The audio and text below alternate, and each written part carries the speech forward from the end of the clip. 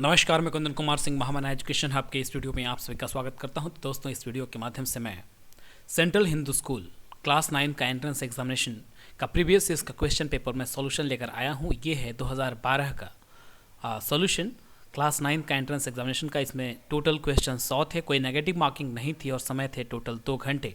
तो कृपया इसे पूरा देखने का प्रयास करें, आपके लिए बहुत ही महत्वपूर्ण फ़ायदेमंद वीडियो है और इसे पूरा देखिए और मैक्सिमम लोगों तक शेयर भी कीजिएगा, काफ़ी ज़्यादा महत्वपूर्ण आप सबके लिए। तो ज़्यादा समय न लेते हुए मैं शुरू करता हूं कि चूज़ द अप्रोप्रिएट आर्टिकल। इनमें से कौन सा आर्टिकल यूज किया जाना चाहिए। He is dash honourable man. तो ऑनरेबल देखिए, ये हालांकि कॉन्सोनेंट से शुरुआत तो हो रही है लेकिन इसका उच्चारण जो है वॉवल की तरह हो रहा है। एच साइलेंट है, ऑनरेबल बोलते हैं इसे, इसलिए यहाँ पे प्रयोग होगा किसका, एन का। तो N is the right answer over here. आप ऑप्शंस देख रहे हैं इसलिए ऑप्शन पढ़ने का ज़रूरी मैं नहीं समझता हूँ। क्वेश्चन नंबर 2 ये कहता है कि identify the correctly spelled word. इनमें से कौन सा वर्ड जो है इंग्लिश का सही लिखा गया है। FEBRUARY, ये बिल्कुल सही है। FEBRUARY। हालांकि ये दोनों ऑप्शन जो हैं बिल्कुल सेम है, इसमें कोई डिफरेंस नहीं है। देखिए FEBRUARY दोनों के दोनों, तो इनमें से दोनों में से कोई भी आंसर अगर आप करके आएंगे तो बिल्कुल सही माना जाएगा, कोई समस्या नहीं होगी। क्वेश्चन नंबर 3 में चलते हैं कि identify the correctly spelled word. इनमें से कौन सा शब्द सही लिखा गया है, जिसकी स्पेलिंग सही है। तो एटमॉस्फेयर, ATMOSPHERE, जो ऑप्शन नंबर 3 दिख रहा है आपको, ये एटमॉस्फेयर का बिल्कुल सही आंसर है। ये गलत है, ये एटमॉस्फेयर बिल्कुल सही है। क्वेश्चन नंबर 4 की तरफ चलते हैं। क्वेश्चन नंबर 4 कह रहा है कि choose the correct preposition. Preposition का यूज़ मैंने आपको बताया था, इसके ऊपर वीडियो भी बनाया था, आप जाके प्लेलिस्ट में देख सकते हैं। English preparation for entrance examination and competitive examination.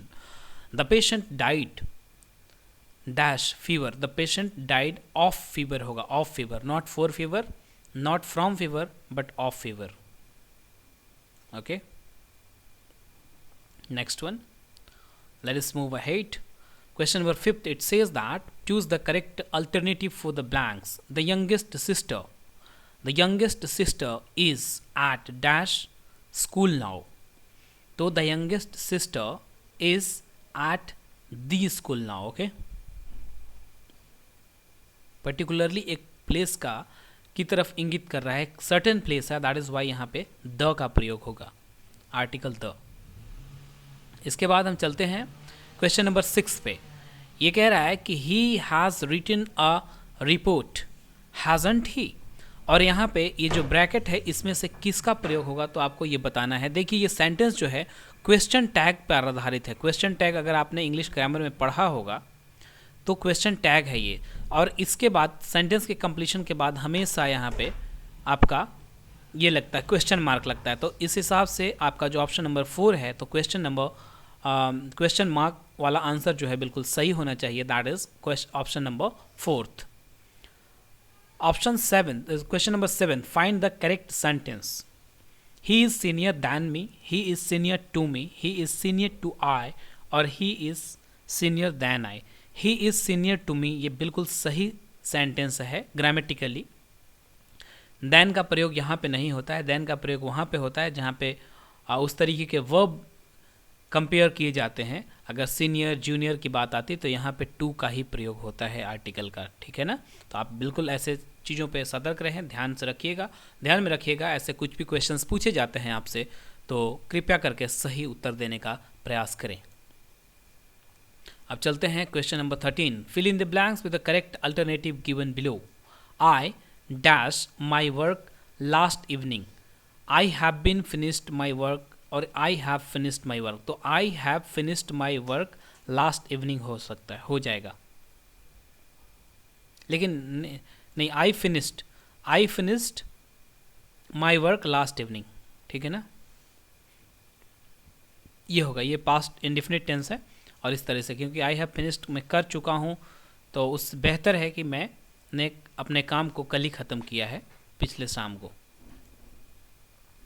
Question number 14, select the word opposite in the meaning to the given word. Knowledge, knowledge का उल्टा क्या होगा, लर्निंग, विजडम, फोर्स और इग्नोरेंस। तो नॉलेज का उल्टा यहाँ इस वर्ड्स के हिसाब से इग्नोरेंस होगा। इग्नोरेंस बिल्कुल सही उत्तर होगा। देवियों और सजनों, ladies and gentleman, students and their guardians too, अगर इस वीडियो को देखते हैं तो मैक्सिमम लोगों तक शेयर कीजिएगा। वीडियो पसंद आए तो लाइक कीजिएगा, और अगर इस चैनल को अभी तक आपने सब्सक्राइब नहीं किया है तो कृपया करके सब्सक्राइब कर लें, क्योंकि आपके लिए हम बहुत सारे ऐसे इन्फॉर्मेशन लाते रहेंगे जिसको पढ़कर, देखकर, सुनकर आप ज़रूर ही लाभान्वित होंगे। इसी मुद्दे और इसी विश्वास के साथ मैं काम करता हूँ यूट्यूब के साथ में। All dash Rakesh were present, all except Rakesh were present, है ना, एक्सेप्ट। तो स्पेलिंग में कंफ्यूज मत होइएगा आप। EXCEPT जो होगा ये बिल्कुल इसका सही उत्तर होगा। EXCEPT, accept. एक्सपेक्ट मतलब होता है आशा करना, एक्सेप्ट मतलब होता है स्वीकार करना, ठीक है। और aspect means there are different aspects of this particular course और ऐसा कुछ। लेकिन इस एस्पेक्ट मतलब कि सभी को छोड़कर, राकेश को छोड़कर सभी वहाँ पे प्रेजेंट थे, इसका मतलब ये हुआ। तो को छोड़कर होता है इसका मतलब एक्सेप्ट का मतलब। चलिए आगे बढ़ते हैं। तो अगला क्वेश्चन कह रहा है कि fill in the blanks to complete the proverb, necessity is the mother of invention. आपने ये इंग्लिश का प्रोवर्ब सुना होगा। Necessity is the mother of invention is the correct answer over here. Question number 17 की तरफ चलते हैं। ओके, कुछ क्वेश्चन छूट गए होंगे तो कोई बात नहीं, इसको मैं पूरा कर दे रहा हूँ। A song sung to induce sleep in children, बच्चों को सुलाने के लिए कोई कुछ गाया जाता है, माँ लोरी सुनाई जाती है, उसको इंग्लिश में क्या कहते हैं? उसको बोलते हैं ल्यूलैबीज, दे आर कॉल्ड ल्यूलैबीज। ओके, बच्चों को सुलाने के लिए जो कुछ गाए जाते हैं या कुछ किया जाता है ऐसा, तो that is called lullaby is the correct answer. अगला है the noun form of word major is, major से बना हुआ नाउन को क्या बोलते हैं?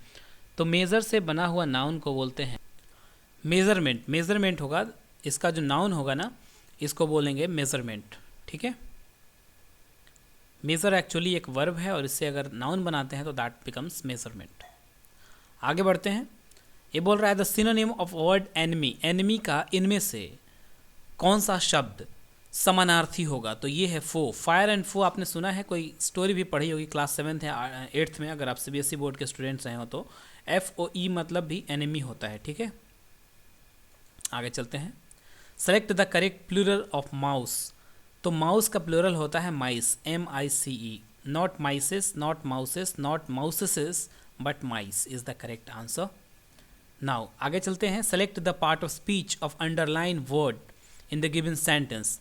स्लोली, स्लोली क्या है, वह कैसे कैसे चलता है? ही प्लीज वॉक स्लोली मतलब धीरे धीरे चलो। तो ये किस चीज़ की विशेषता बता रहा है? चलना, मतलब कि वर्ब की विशेषता बतला रहा है, that is called adverb. Okay, adverb is the correct answer over here. अब चलते हैं आगे की तरफ। Pick out the correct sentence.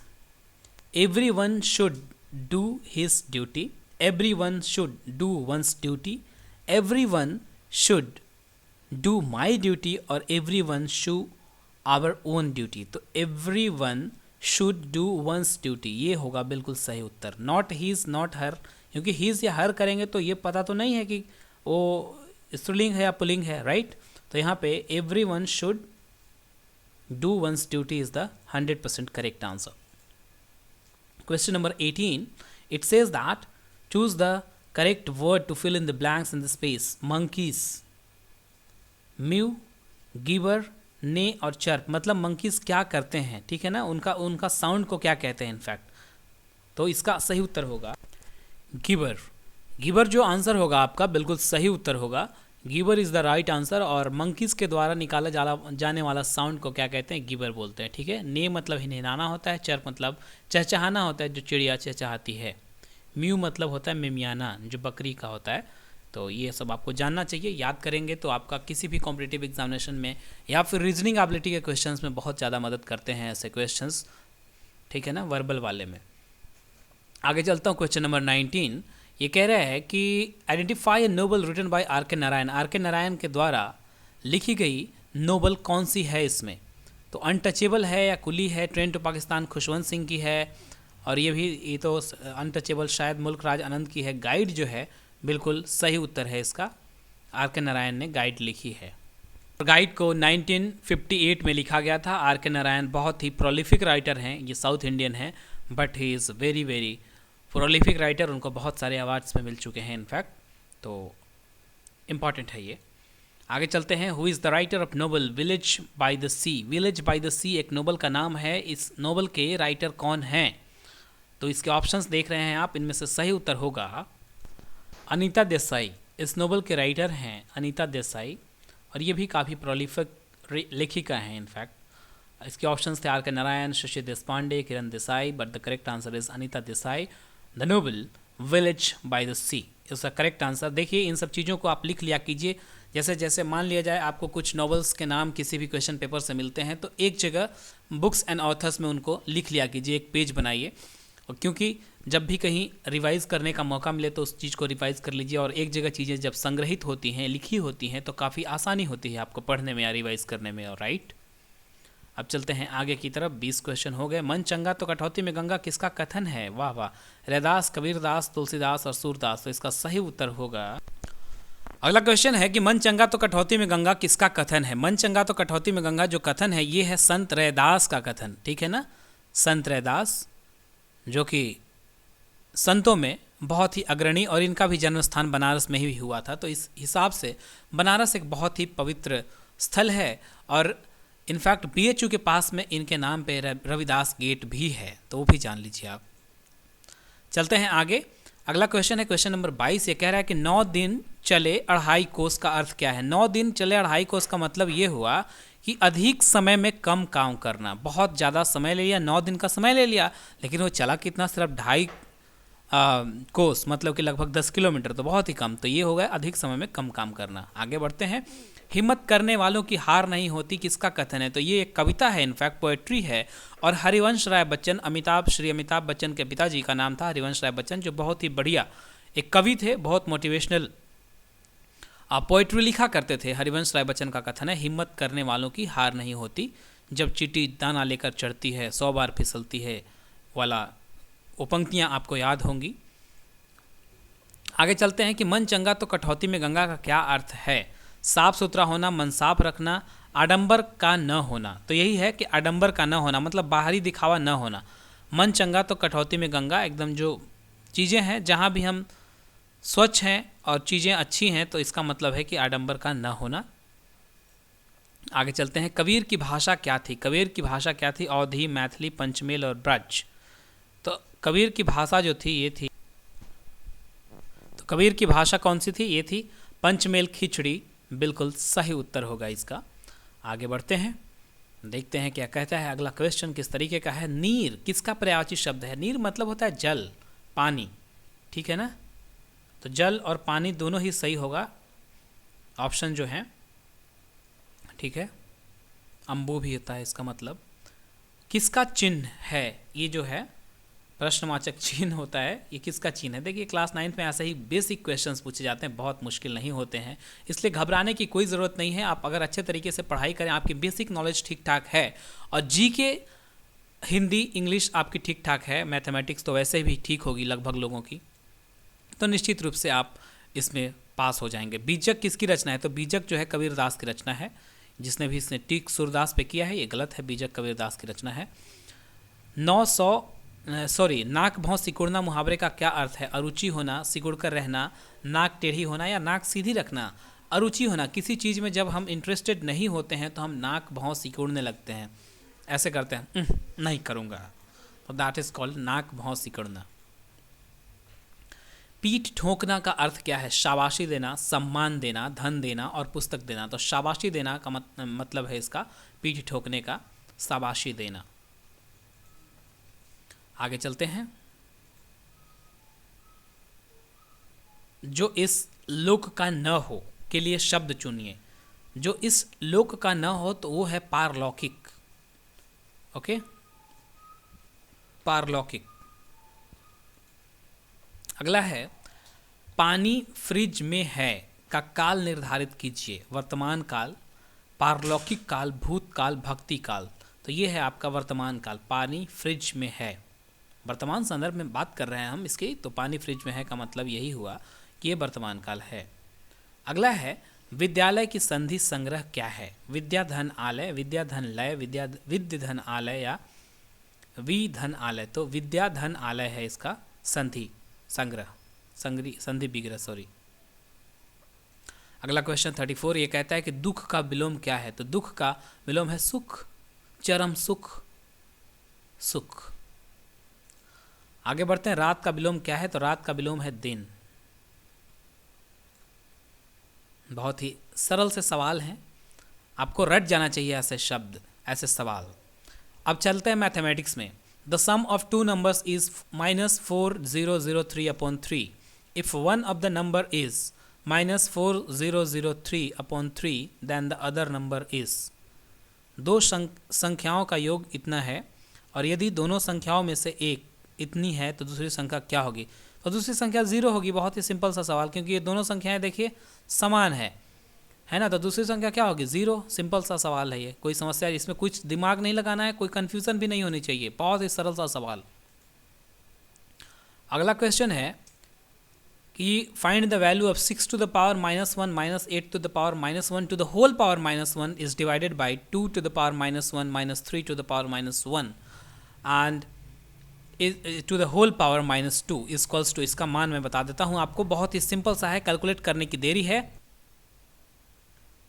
तो बड़ा ही सिंपल सा सवाल ये, और इसका आंसर होगा 2/3। कैसे होगा देखिए, 6 to power -1 है, यानी कि इसको लिख सकते हैं हम 1/6 - 1/8, ठीक है। टू द होल पावर ऐसे कर दीजिए, to the whole power -1, okay, and divided by 1/2 -1/3 to the whole power -2 ऐसा लिख देंगे। फिर सिंप्लीफाई करेंगे तो आपका आंसर जो है बिल्कुल लास्ट में 24/36 आएगा, 24/36, ठीक है ना। अब इसको आप एक बार 12 से कैंसिल करेंगे तो 2 बार में ऊपर जाएगा, 3 बार में नीचे आएगा, बचेगा 2/3, 2/3, 2/3 is the correct answer over hair, right. चलिए आगे बढ़ते हैं 42 नंबर।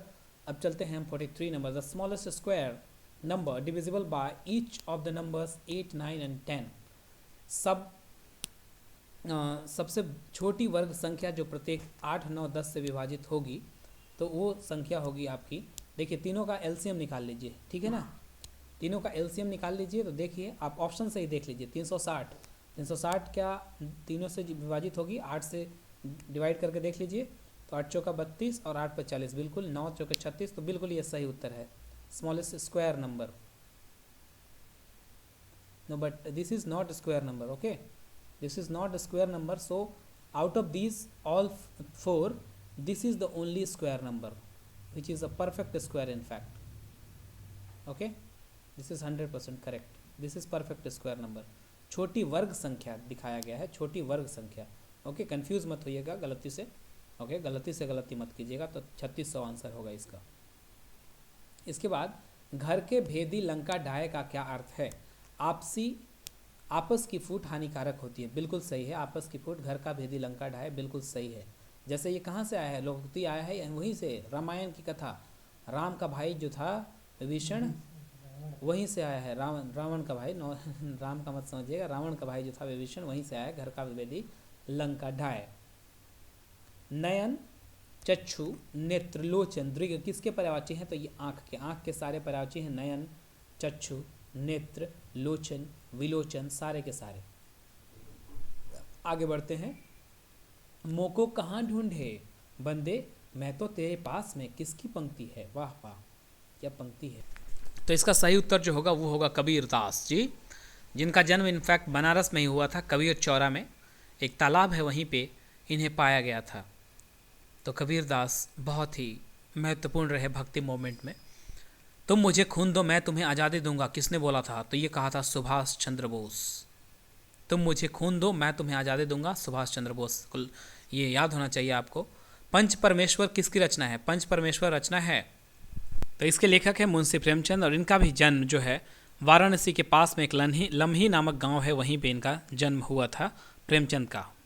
अब बहुत ही उम्दा लेखक और ये प्रोलिफिक राइटर रहे हिंदी के। इन्होंने लगभग 350 कहानियाँ लिखी, बहुत सारे उपन्यास लिखे, निर्मला, करबला और तमाम।